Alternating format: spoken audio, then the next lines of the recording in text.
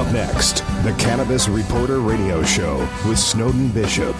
After this message. Evergreen's calling. Let's face it, indoor agriculture consumes massive amounts of energy.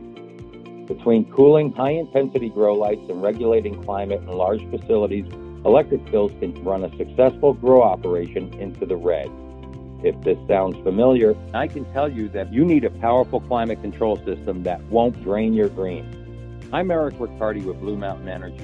Our state-of-the-art HVAC systems are powered by natural gas and propane, which means you can reduce your electricity use by as much as 80% and get your grow operation back in the black and maximize your growing space.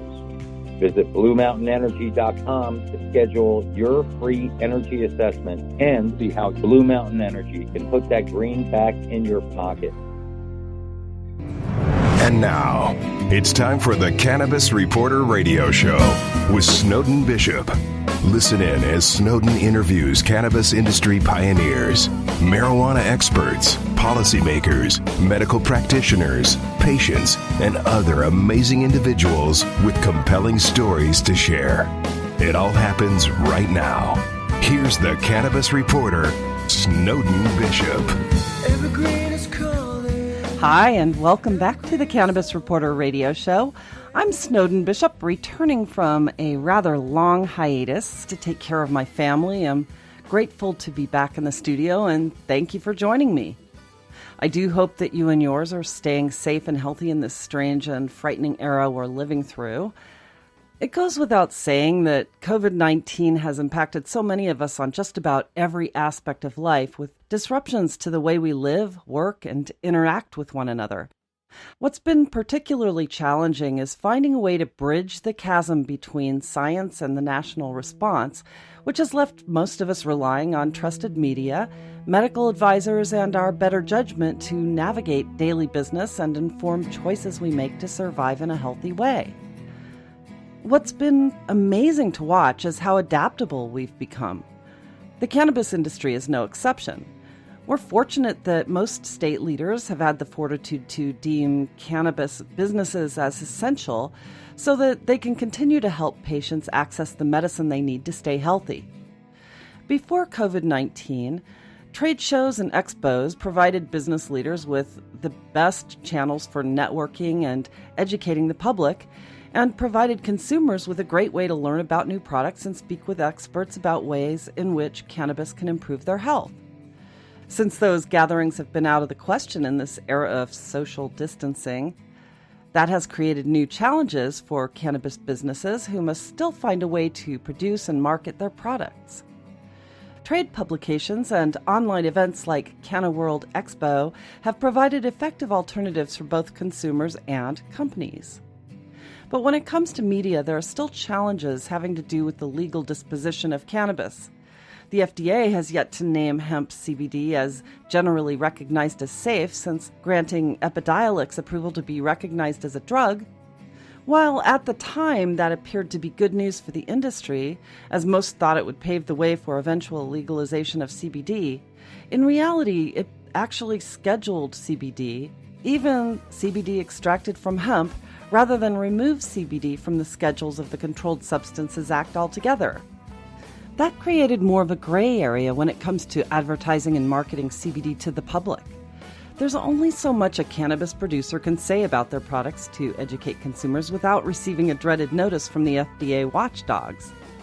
Now more than ever, consumers must rely upon editorial media to meet the growing demand for information about ways in which cannabis can help to strengthen their immunity and protect them from inflammation that makes infectious diseases like COVID so deadly.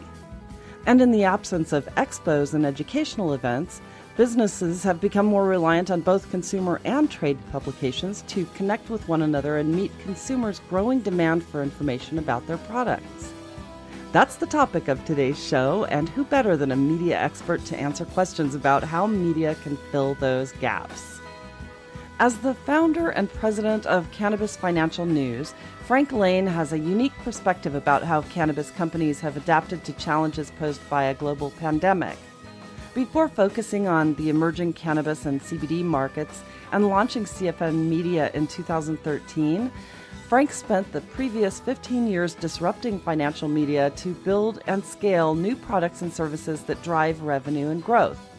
He was responsible for rolling out a targeted press release platform used by NASDAQ's Globe Newswire in 2019. And he's worked with leading companies and brands in the global capital and consumer markets to deliver digital communication strategies and services that help them to thrive. So, Frank, I'm a huge fan of your publication and really look forward to this conversation. So thank you so much for being here. Thank you.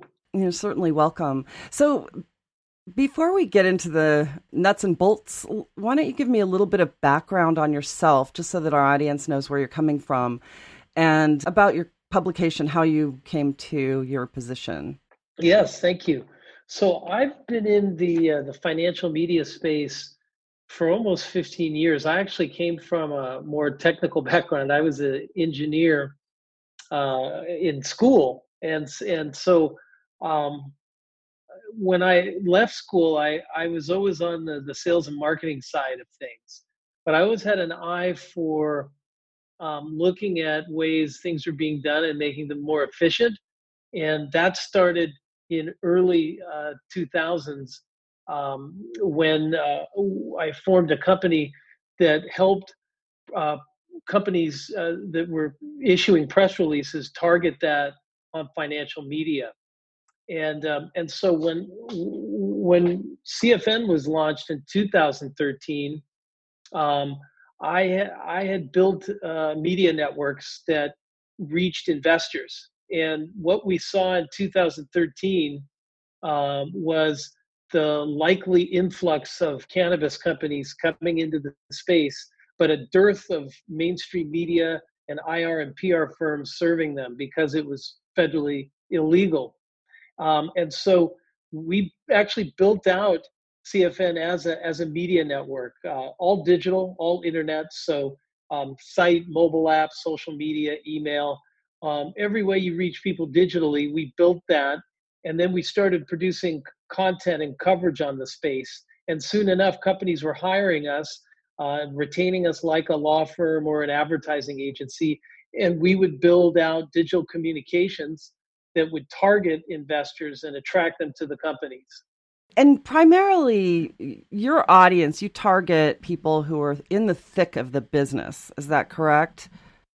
That's right. Our main audience are investors, but they range from everyday retail investors to more sophisticated accredited investors, all the way up to institutional investors that are active and following the cannabis and CBD industries. We have a couple of events coming up, one of which I know that you're going to be a part of. This is going to be a great way, I think, to engage people during this social distancing period that we're going through. Tell me a little bit about how you see that really helping companies who are in the CBD space, especially, to market their products during not only this time, but just in general, because we've seen so many changes and there are so many challenges for companies who are dealing with FDA regulations or the lack thereof, the lack of guidelines, and the changes that have occurred in the CBD industry specifically. Give me a little bit about that from your perspective. Yeah, it's a great question because, even though we started out on the investor side, last year we decided to branch out into the direct-to-consumer side to help CBD brands. And the reason we did that is we saw that, and we heard this in talking to CBD brands, that the number of CBD consumers seemed to have plateaued late last year. And I can explain why I think that happened. But at the same time, while that was happening, more and more CBD brands were launching.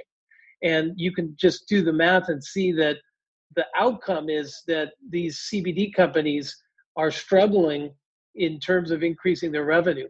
And it's because they're all fighting over the same finite audience. And that leads to decreased pricing. And so one of the things we did is when we launched our direct-to-consumer business line is really try to find new ways to reach consumers that aren't using CBD right now, but um, have heard about it, like the benefits, but they need to be educated. And so education is a key thing. And like you said, with the FDA, so is compliance. The FDA has not given really strong guidance. And so there are some basic things that cannabis brands need to be aware of in terms of making claims, putting it in food and beverages. And so there is a need to not only help CBD brands reach new consumers and educate them, but do it in a compliant manner so that they maintain their business standing, but also increase their revenue. There's a lot of, I think, oversaturation of the market as well in the CBD space. Tell me your thoughts about that. Yeah, there is. I think,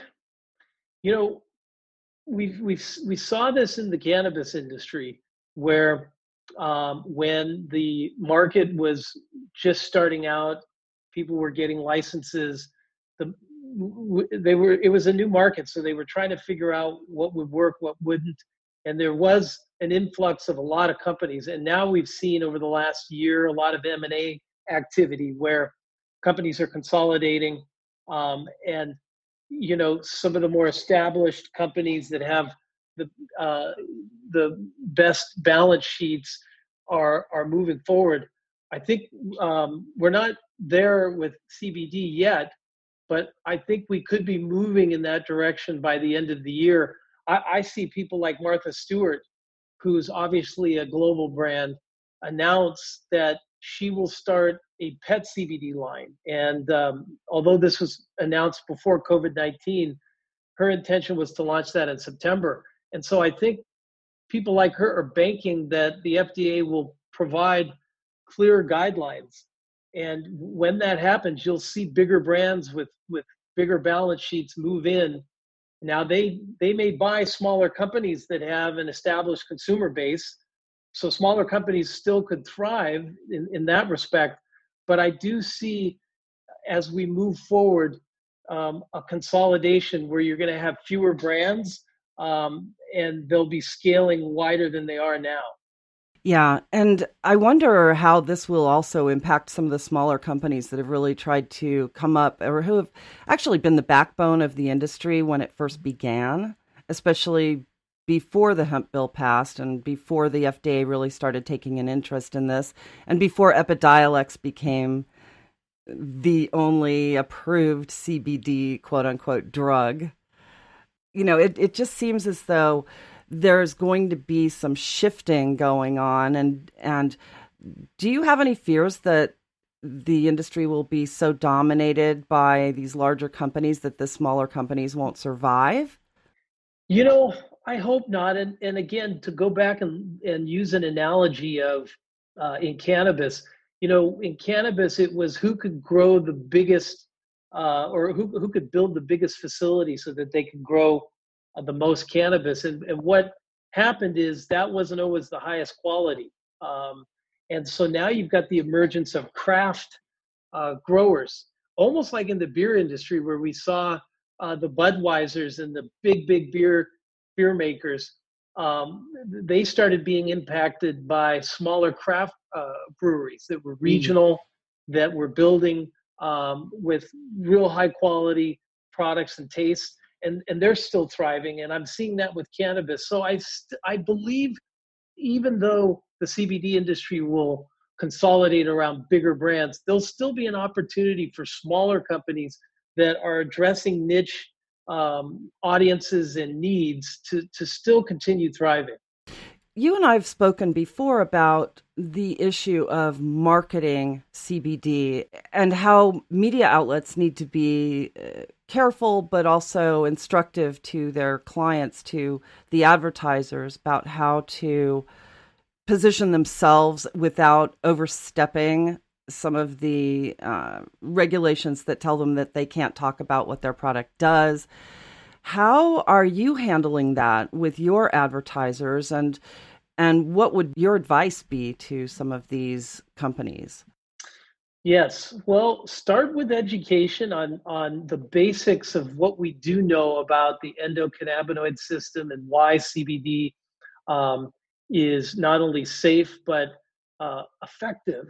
And I think that that's important. But when it comes to your products, really talk about how they're made, the quality of the ingredients, and really um, don't go into the medical conditions that it can uh, address or treat, but rather highlight actual user testimonials. Now, you could do this through video and interviewing them, and that's some of the work that we do for the brands, or through the reviews.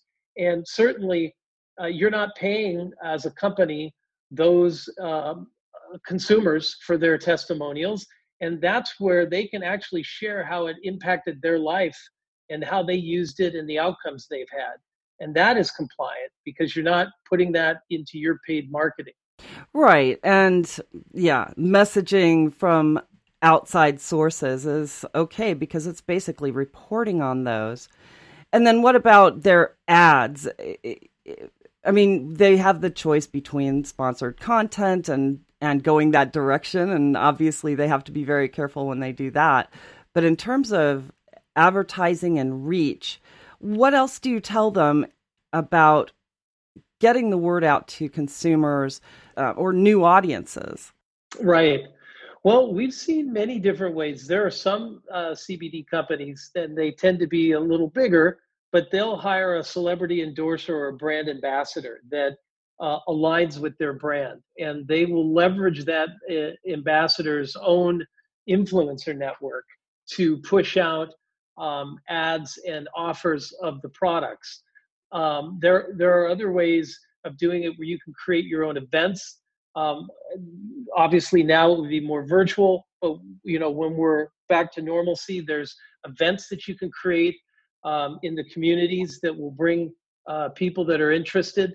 Also social media. It's very important that you build out your social media, and you're putting out content that is interesting for an audience. And then there's affiliate marketing. Affiliate marketing is as old as the internet, and it utilizes private sites and networks and databases to put out advertising. And you're not reliant when you're doing affiliate marketing on national platforms like Google and Facebook that sometimes restrict those advertising. And so affiliate marketing is very effective in this industry. It's something that we can offer, but it's generally used throughout the CBD industry. And you can tell when a brand is using affiliate marketing when you go to their website. Generally, when you scroll down to the very bottom of the site, the footer, you will see links there like About Us and so forth, and they will have a link to their affiliate program. Right. And then, of course, the outlets can share in the revenue of that as well, which is good. And these things sort of follow people around the web, so it doesn't really matter if they've clicked off the page, as long as they had clicked on it at least once when they go back. I've always found affiliate marketing to be a fascinating science. Actually, it's a little bit more above my pay grade, the technology of it, but it's pretty interesting. And you mentioned technology, and that's really what makes it work. Affiliate marketing and a lot of the new marketing around CBD is what I call pay for performance-based marketing. Right. And what that means is you're really only paying when an order is converted, a commission, if you will. And so there's software and technology that will monitor all of the affiliate sites that are carrying your advertising, and the technology will measure the best performing channels and in real time move your budget to those better performing channels. So it in effect optimizes your advertising spend so that you're getting the most out of it. And that means converting the most orders possible on your e-commerce site. Right. But going back to Cannabis Financial News, you've been reporting on so much that's happened in this industry for quite a while now. And how do you see the trends going in terms of the future of the cannabis industry? I mean, obviously, we're still dealing with federal prohibition of whole plant cannabis. And I think that there will be a lot of changes in the law in the coming months, especially maybe after the election. I think a lot of people are actually running on cannabis legalization in terms of the Congress and senators. And I think people are a lot more open to policy change in this regard, but you still have a lot of the pushback from industries that will be impacted by cannabis legalization. But in terms of its financial future and just some of the trends that you've been able to observe through your publication, what do you think is going to happen? How do you think this is going to unfold in the future? Good question. I think there's two limiting factors right now. Well, actually three. And the two of them are kind of associated in the whole cannabis space. The first is banking. And, because it's still federally illegal, it's very difficult for most cannabis touching companies to have normal banking. And the SAFE Act is a bill that is in Congress that would alleviate that, but it still hasn't been passed. And there are now new pushes because of the coronavirus. One of the positive impacts on cannabis has been that it's become an essential service.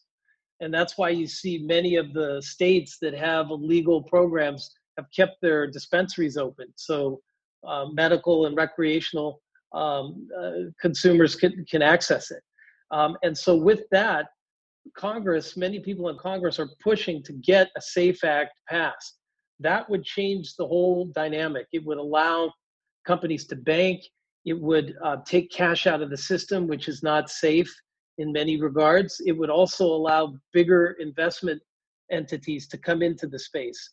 The second limiting factor, obviously, is more states going legal and, of course, becoming federally legal. Now, what we're seeing with Corona is it's sapping the budgets of many of the states. And those states have seen other states like Colorado and now Massachusetts and even California create a lot of tax receipts from their program. And that's going to incentivize other states that will have tapped budgets after this Corona is cycled through. And they're going to be motivated to either on a legislative base or a ballot base, bring in a legal cannabis market into their states. And so I see both of those things accelerating as we go through the year in terms of what's going to propel the cannabis industry to get even bigger. Yeah. And was there a third one, or because we have the safe banking, right? Yes, the safe banking. And kickstarting the economy. Yes. And really it's either getting more states. So it almost becomes right now, I think we're at 12 or 13 that are legal and then 30 plus that are medical. And so the more states we can get, I think there'll become a tipping point where it'll be easier to have a federal regime come in and make it federally legal. Yeah, and certainly the demand is there. I mean, it's not as if politicians will risk their careers for supporting cannabis reform. I remember the third one. The third one's the black market. So you have the banking, that's got to come in.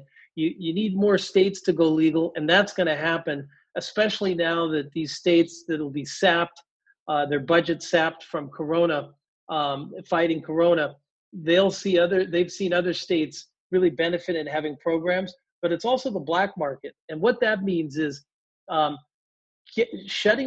things to shut down the black market. We saw this in Canada where it took them longer to do that, but now their efforts have really benefited the legal cannabis market there. Here in the United States, California, the same thing. The governments initially did not take the time and resources to shut down the black market. And it's also incumbent on the brands themselves. They need to make high quality, low cost products, and that will get people away from the black markets and into the legal markets. But the governments need to help too. Yeah, I couldn't agree more. And, if you think about how much money still goes into cannabis or black market drugs in general, and that's money that's leaving our economy. And with an economy that's suffering like it is right at the moment, you would think that that would be a very important objective, for the Department of Justice or just in general. Yeah, it would be nice. I've actually been an advocate for legalizing all drugs because you take out a lot of the danger of illicit drugs once they're regulated, and also all that money. I mean, because you're never really going to squelch the appetite for drugs in America, and just not. I mean, the war on drugs has been an abysmal failure. Right. Absolutely. And of course, prohibition of cannabis, it's been said, is one of the most egregious abuses of justice there has been ever. The people that are still sitting in jail because of 3 strikes laws, it's beyond comprehension. Precisely. But at this point, too, I mean, the medical science, and I think that a lot of the research that was coming out of Israel and Spain and Australia early on, when the movement to legalize really started, the science is so undeniable at this point. It just seems ridiculous that it's still Schedule 1 at all. There's just no reason for it whatsoever. So, especially now that we've had the opiate crisis, I think there's just a confluence of events that will elevate the usefulness of cannabis, given that crisis, and like you said, that more science and research is occurring, even on a federal level. I think all of that's going to come together and really make cannabis an essential part of people's options in trying to have better health. Yeah, I couldn't agree more. I actually interviewed Dr. Judy Mykovitz recently, and she's a microbiologist who has worked on a number of pandemics in the past. She worked on creating plant-based medicines for HIV/AIDS, and she also worked on the Ebola virus through the National Institute of Health and the National Cancer Institute as well back in the day.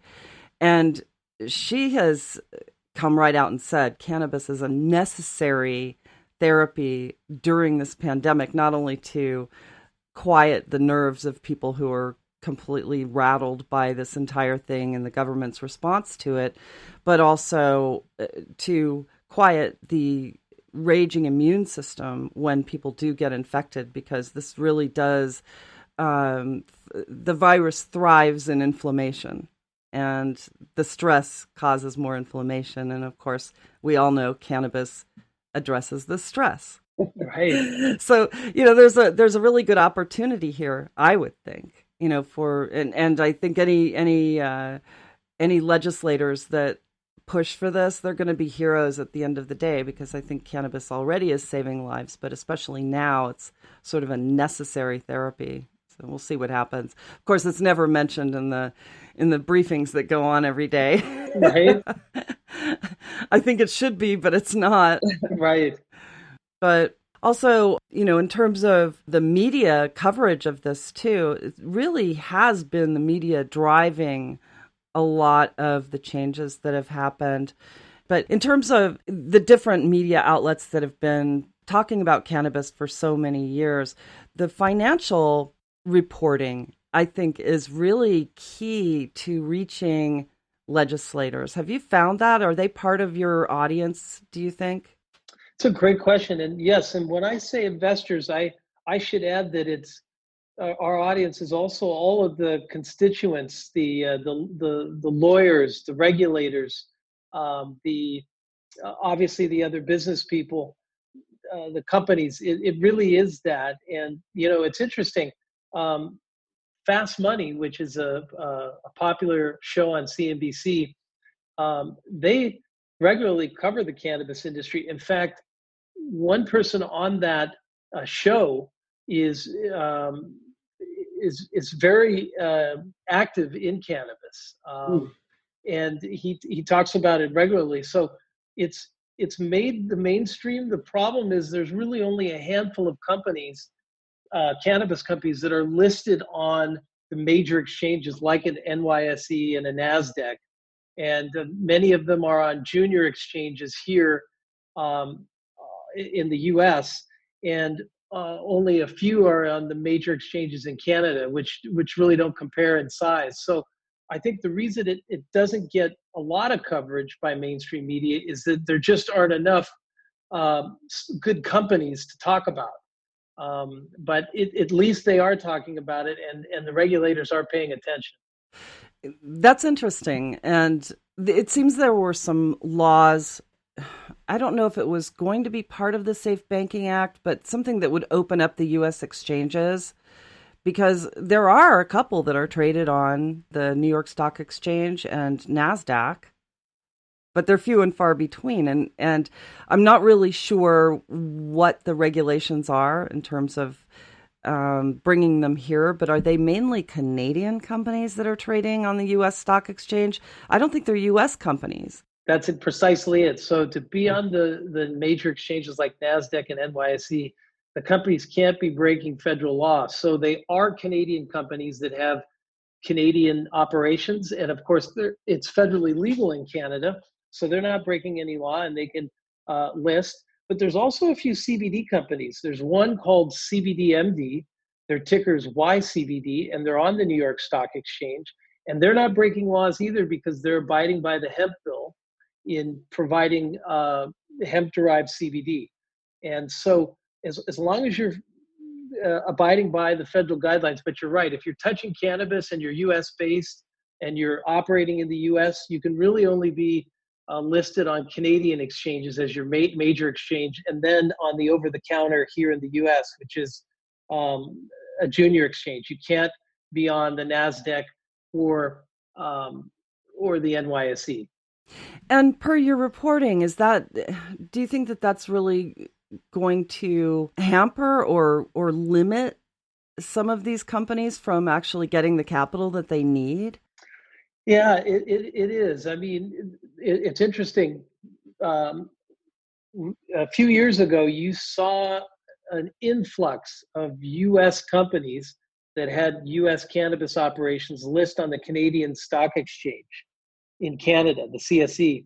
And they were the only exchange, Canadian exchange, that allowed U.S. companies that were essentially breaking federal law to list on their exchange. And in doing so, that allowed these companies to gain capital through Canadian banks and even U.S. banks that were then being affiliates in Canada. So it really did help the whole industry grow. Many of the top cannabis companies that are in the U.S., multi-state operators, they are all listed on the CSE, and it was important for them because it allowed them to get that funding. But now that funding is tighter and it's harder to get, not being on a major U.S. exchange really hurts the companies because they can't access institutional capital.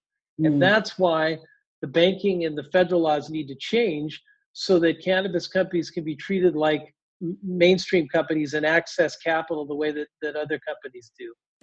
And what about the private equity funds that are supporting a lot of these startups and even some raising capital for some of the larger operations as well? Some of them are public companies, aren't they? What makes it okay for them to do that legally? Do you know? Well, there's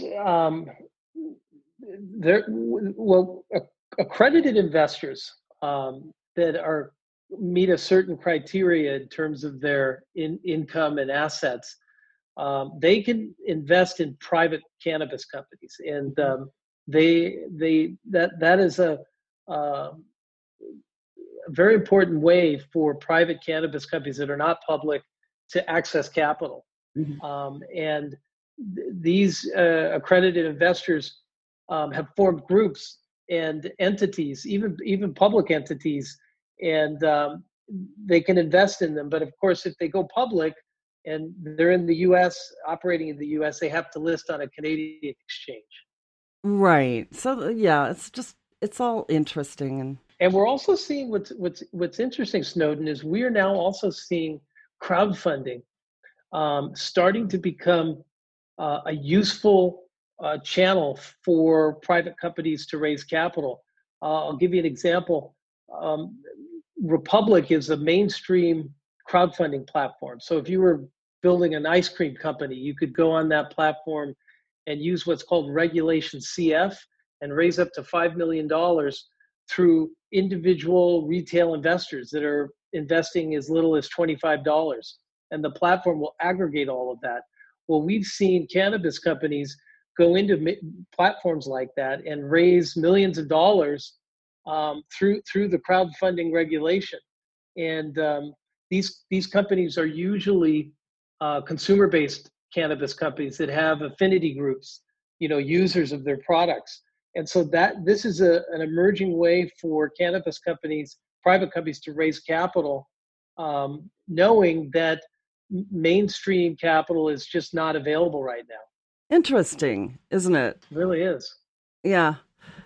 Well, I think that there's so much that we need to do right now to bring more fairness into the cannabis industry. I think it's been lacking for a long time.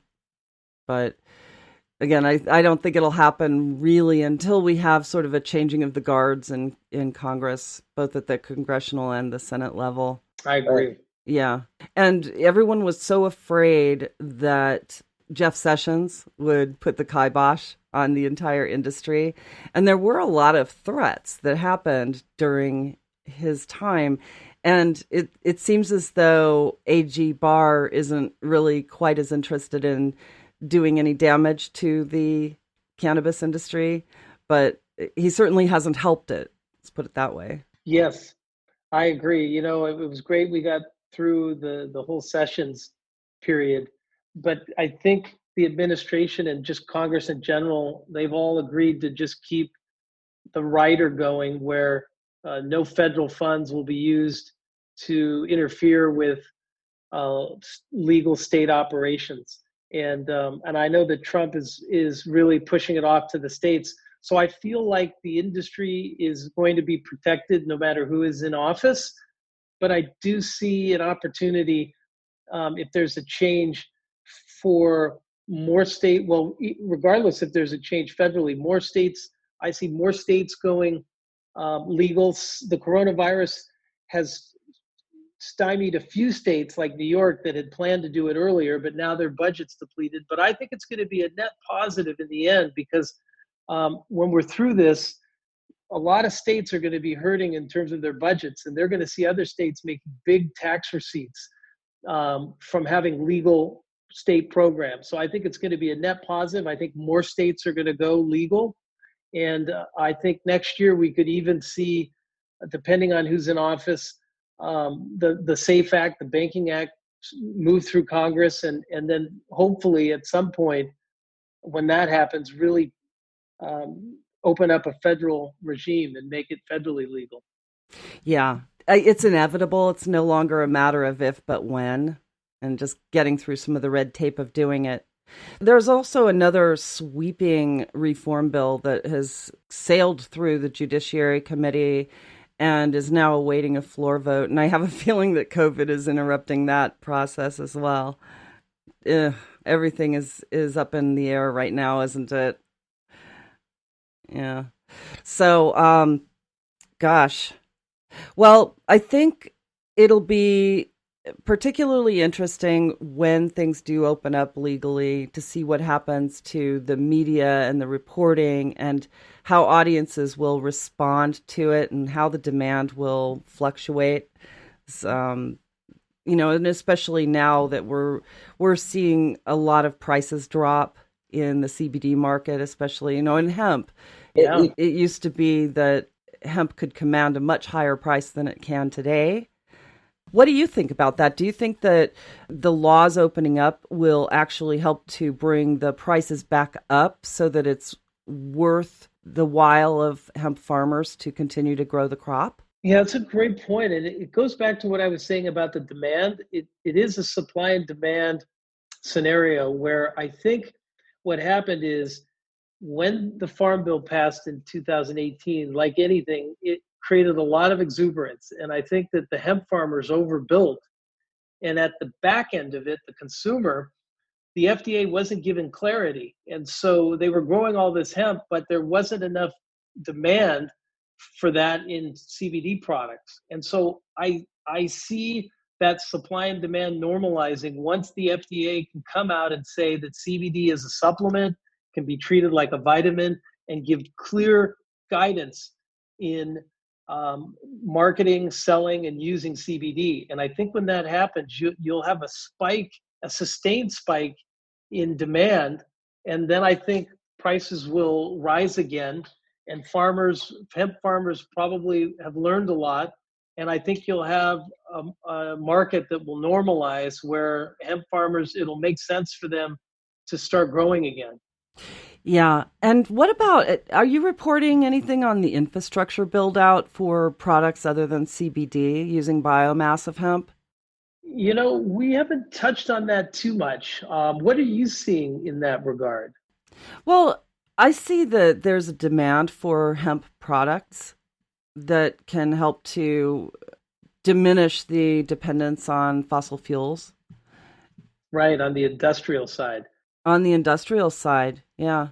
Yeah, I know that there are companies that really want to use hemp to replace plastics in cars, all kinds of uses. And I think that was one of the intentions of the Farm Bill, was to allow the industrialization of it as a product. We haven't covered that too much, but I'm hoping that is a good outcome, because I know it'll be good for the environment, and it will also allow a new set of companies to thrive. Yeah, absolutely. And aside from the obvious, reducing of the carbon emissions and doing away with a lot of the chemicals that are being used to grow the crops that are processed into biofuel right now, the Roundup Ready corn, for example, which is poisoning our water tables. Don't even get me started on that. It's a big mess, but hemp can be grown more sustainably than cotton as well, and produce textiles that are far more durable than cotton and cleaner than cotton and don't cause so many health problems. So it'll be interesting to see. I'd really like to see a bigger push on that as much as CBD in Congress, getting the incentives built out, because there's no reason for us to be giving $11 billion tax break to Exxon, for example, when hemp companies could be making biofuel and making plastics and all of the other things that are made out of fossil fuels. Exactly. And I hope there's a charismatic leader in this, almost like an Elon Musk has been to electric cars and now space travel. I hope that a charismatic figure emerges in that space that can show America in the media that using hemp-derived products is a benefit. And I think we're missing that. Yeah. A champion. We needed a champion. For a while there, I thought it would be someone like Sir Richard Branson, or yes, he's been an advocate of cannabis law reform for a long time. So in case he's out there listening someplace, let's hope that, someone needs to take the lead. I mean, Henry Ford back in the day really tried. Yes. He had built out a car that was made mainly with hemp composites, and he grew hemp himself and used hemp to make his biofuel. So we need that in this country. So what else do you have a burning desire for our audiences to know? It's that we are, the challenge of this industry, I always tell people, is there's a lot of promise, but oftentimes it's a kind of a two-step forward, one step back analogy. But I do believe that things like COVID, although it's such a bad thing, it's really changed the perception of cannabis from really being illegal to essential in many ways. And I think when COVID's done, these cannabis companies have found new ways to get their products to consumers, curbside pickup, delivery.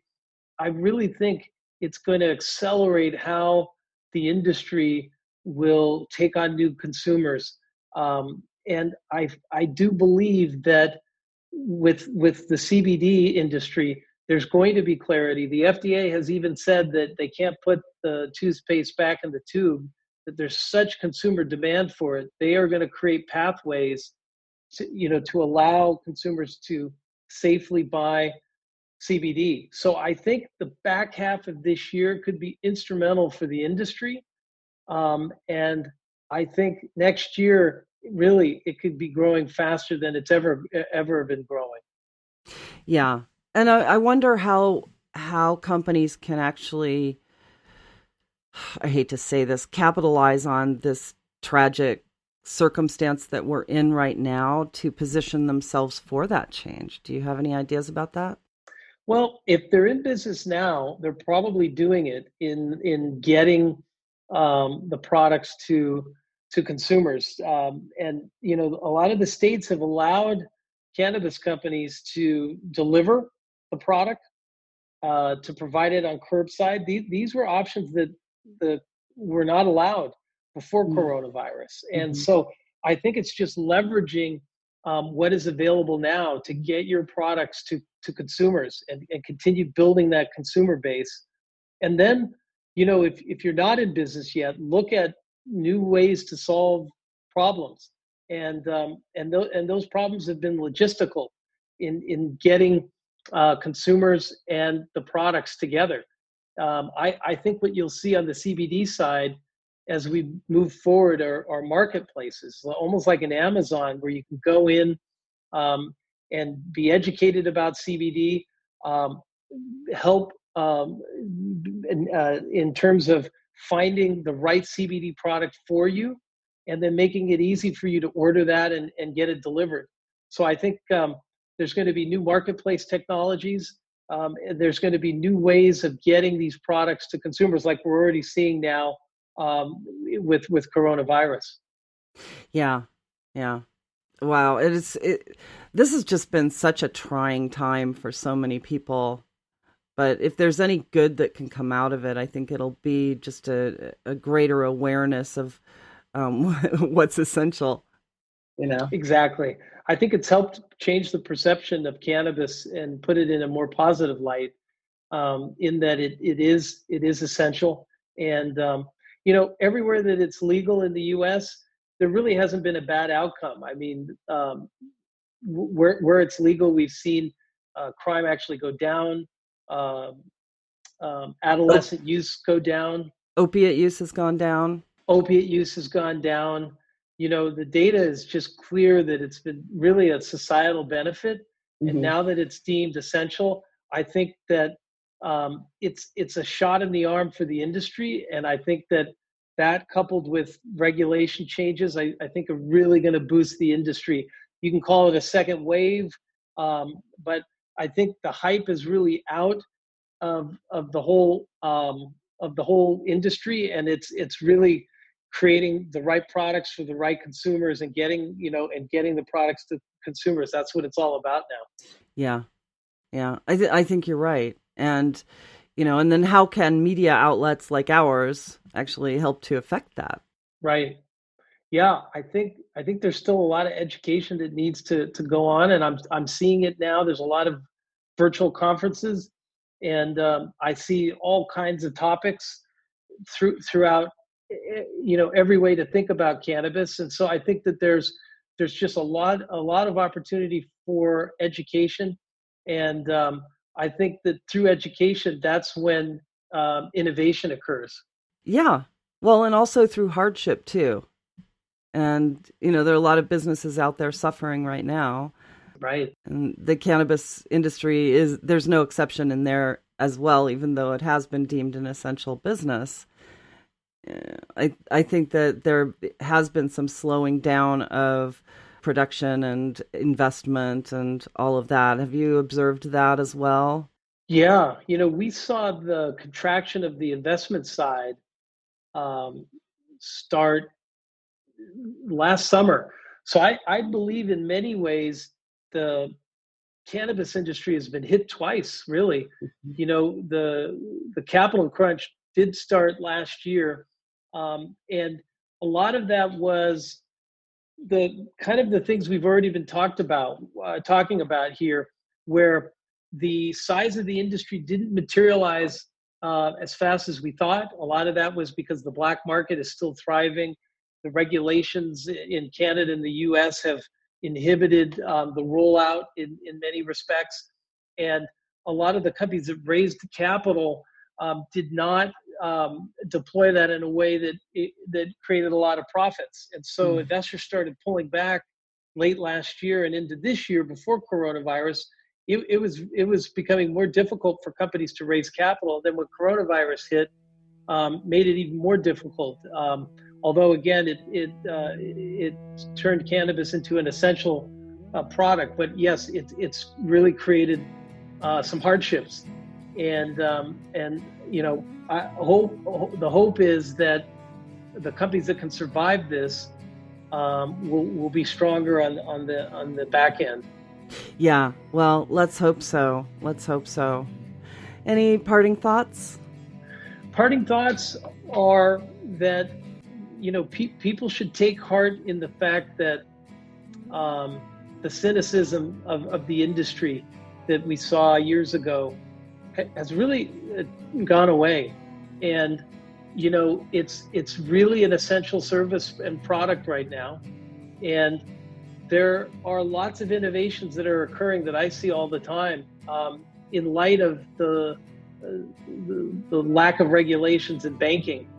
And I see the industry really growing once coronavirus is done in the back half of this year. And that makes me confident that you'll see companies thrive, you'll see new companies thrive, and I think that will be good for everyone. I couldn't agree more. So, well, Frank, thank you so much for all of your insights. This has been great. Thank you so much, Snowden, and I thank your audience for tuning in, and all the best. Awesome. Thank you, Frank. So once again, it is time to bring yet another show to a close. I'd like to personally thank our guest, Frank Lane, for sharing his insights and knowledge with us today.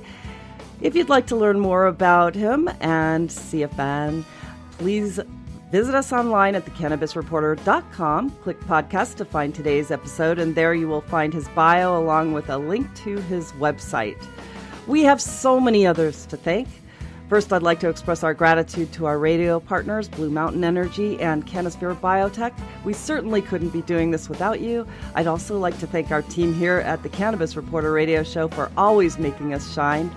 And of course, it goes without saying how much we appreciate our programming directors at XRQK Radio Network and Society Bites Radio for distributing our show. And last but not least, thanks to all of you for joining. I'm Snowden Bishop, inviting you to join me again next week, same time, same place, for another episode of the Cannabis Reporter Radio Show. Until we meet again, be safe, stay informed, share what you've learned, and make it a great day. Evergreen is calling. Evergreen is calling. Evergreen is calling.